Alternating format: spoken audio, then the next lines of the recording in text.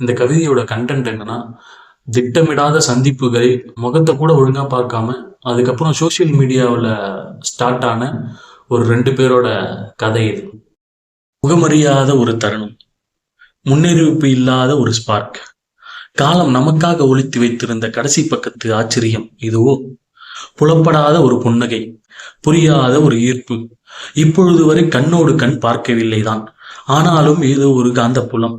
இன்ஸ்டாவில் இணைந்த இருவரின் எதிர்பாராத விதமாக மலர்ந்த உறவு.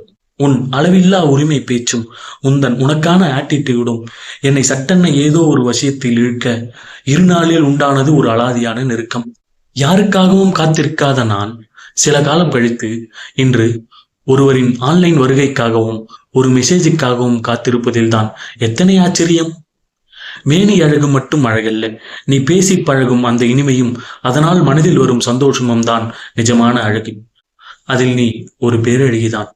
உருவத்தில் நீ அழகென்றால் உன் குணத்தில் அதைவிட பேரழகி.